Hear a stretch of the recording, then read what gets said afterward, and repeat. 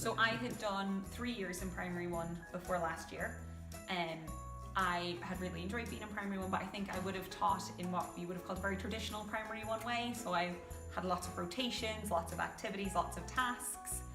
And the biggest thing that changed about my practice was taking a minute to actually think, why are they doing this task, and give them a bit more ownership and allow them the opportunity to learn through play rather than needing to be directed by an adult. And the power in what I saw, I think I would never teach the same way again. Oh.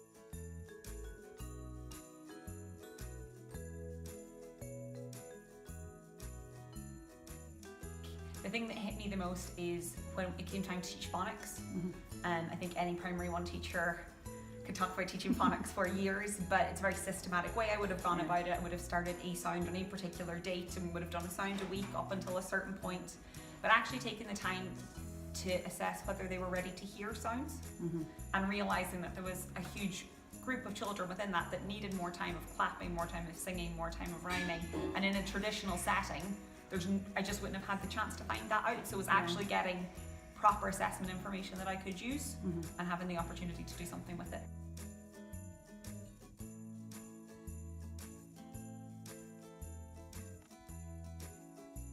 I'm much more aware of wanting to give them more personalisation and choice. So we've put things in like soft start. So the kids come in the morning and leave their own learning for the first 45 minutes of the day. We're also trying to integrate things like a genius hour that gives them ownership over their interests, and just allows them a bit more say in what they're learning and allows them to not be held back by what I think they should be doing.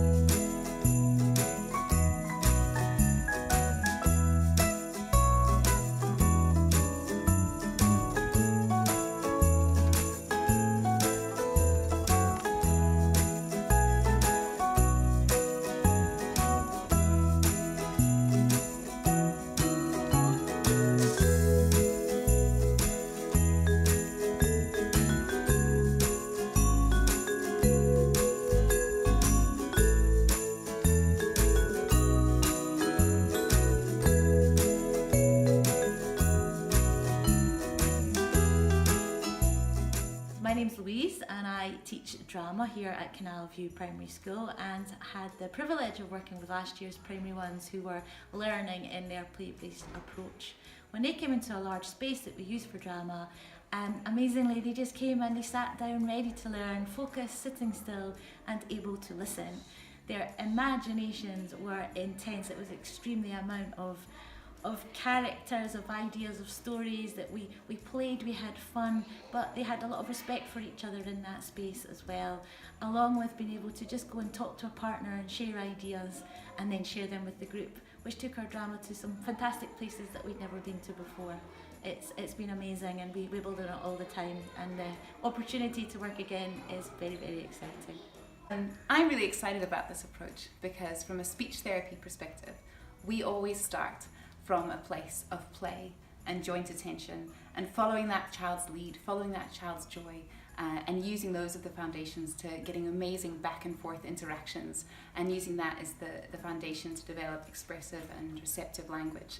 And in this place, it's been amazing to see how, when we've stripped back some of the structures, how much amazing, fruitful, intentional development has happened, from collaboration and negotiation to all these amazing social skills that have developed because there's been space for that to happen. And we know in areas like this of social deprivation that children come in with reduced vocabulary and with reduced oral language scores. And we certainly saw that with our cohort this year. We saw 50% of our kids come in with less than below average vocabulary scores and 61% below average oral narrative scores. And what was really exciting, through purposeful play, through active learning, and through the other targeted interventions that we did, within 6 months we saw that 61% below average, we saw 79% of the children in our cohort scoring within or above average for their oral narrative scores. And that's really exciting. It was just a little picture of the much bigger opportunity that was here at Canal View.